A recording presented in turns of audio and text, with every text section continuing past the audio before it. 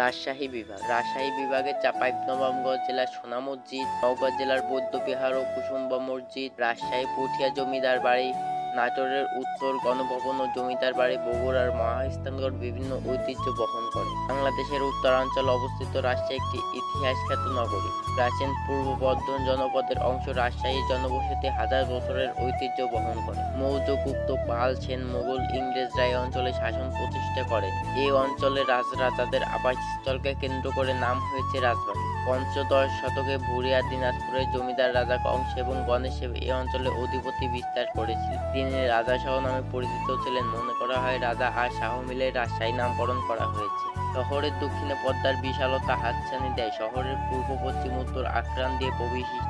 রাজশাহী রেশম সুতা ও রেশম বস্ত্র তৈরির জন্য বিখ্যাত। 1977 সালে রাজশাহীতে রেশম বোর্ড স্থাপিত করা হয়। অন্যান্য কুটির শিল্পের মধ্যে তাঁত, বাঁশ ও বীজ, ঝর্ণকার, কামার কুমার, কাঠের কাজ, কাঁসা সেলাই, বিড়ি উল্লেখযোগ্য। রাজশাহী শিক্ষানগরী হিসেবে ব্যাপক পরিচিত পেয়েছে। এখানে দেশের প্রায় সব ধরনের শিক্ষা প্রতিষ্ঠান রয়েছে, যেমন বিশ্ববিদ্যালয়, medical college, cadet college, Rajshahi প্রকৌশল ও প্রযুক্তি বিশ্ববিদ্যালয়, polytechnical institute, survey institute, PI nursing institute, police academy, postal academy, রেশম গবেষণা কেন্দ্র, আঞ্চলিক লোক প্রশাসন প্রশিক্ষণ কেন্দ্র, homeopathy college, institute of health technology.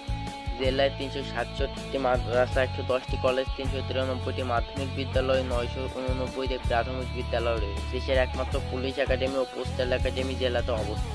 রাজশাহীর ইতিহাস ঐতিহ্যের অন্যতম ধারক রাজশাহী বেলজিয়া ক্লাব। রাজশাহী ইতিহাস ঐতিহ্যের অন্যতম ধারক রাজশাহী বেলজিয়া ক্লাব। 1884 সালে স্থাপিত পদ্মাবৃত ঐতিহ্যবাহী এই ক্লাবটি ছিল অভিজাত শ্রেণীর জন্য নির্ধারিত ও সীমাবদ্ধ ছিল। ইংরেজ শাসক ও বিদেশি বেনিয়া শ্রেণীর আন্দোলন বিনোদন কেন্দ্র ছিল এই ক্লাব। 100 বছর বয়সী সংগঠনকালে প্রবর্তন ঐতিহাসিক ঘটনার সাক্ষী হয়েছে। কালের উত্থান পতন, নিষ্ঠুরতা, কলঙ্ক সবকিছু স্মৃতি জড়িত আছে এই ক্লাব। মা দুর্গার পৃথিবীতে প্রথম আবির্ভাব স্থল রাজশাহী তাহেরপুরে। ত্রেতা যুগে রাবণের অত্যাচারে অতিষ্ঠিত হয়ে দশরথ পুত্র মহামতি রাম মা দুর্গার অধঃপতনকালের পূজা করেন।